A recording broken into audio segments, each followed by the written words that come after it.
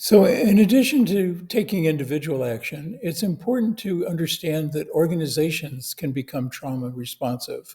By taking action within our organizations or the services we provide, we can actually help those services become more trauma responsive. SAMS has identified 6 core principles that are essential if an organization is to be trauma informed and ultimately trauma responsive.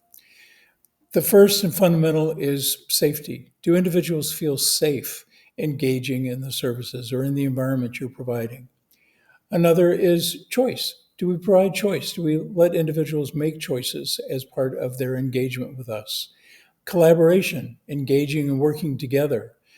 Trustworthiness and transparency. Can people trust what we say?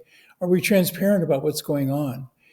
Empowering people to work with us so that they have power to make choices themselves. And diversity, honoring diversity in all its forms. With these 6 principles, we can look within our organizations and start to make some assessments of things like accessibility. Are our services truly accessible to people that have experienced trauma? Is the physical environment safe? Is it conducive to engaging people in the way that helps them engage with us? What kinds of interactions, what kinds of resources do our systems and procedures support engaging with the organization? And how do we provide support for our staff itself in supporting their trauma responsive approaches? There's a couple of stories that illustrate these that I love to share. One was shared with us by Laura Porter. She was working with a group that was providing services for women with children. They saw that research on community support and that individuals who have high level of adversity sometimes have a number of days per month that they're really not able to function as effectively as they otherwise might. And they said, well, we only have 1 or 2 days that people can access our services. What if we just had open enrollment and people could come without making an appointment whenever they wanted? What they found was that their enrollment tripled, and that meant that their funding actually tripled because it was geared to the number of people they were serving. They could then provide more services, which brought more people in, and the entire organization became richer and more trauma responsive. Another example that I love was a library, a very simple example. The library staff did a focus group with their participants and said, so can you tell us, how do you feel about the library?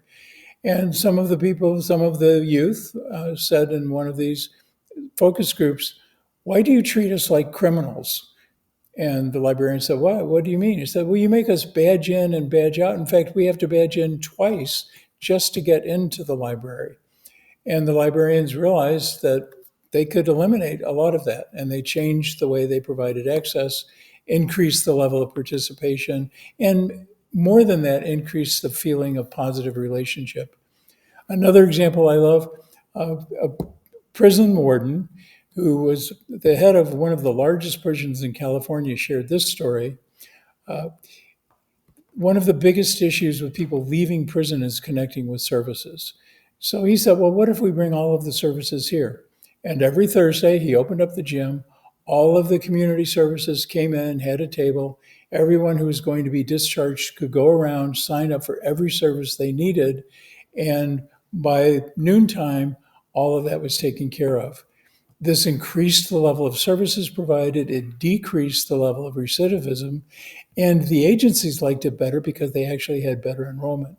So these are simple examples. You'll have your own examples within your own organization, but what they show is that you can take individual action, relatively simple things, engaging the people that you work with who have decision-making authority, and can make some decisions that actually move your organization to becoming more trauma responsive.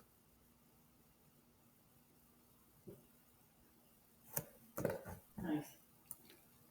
Lower, click, escape.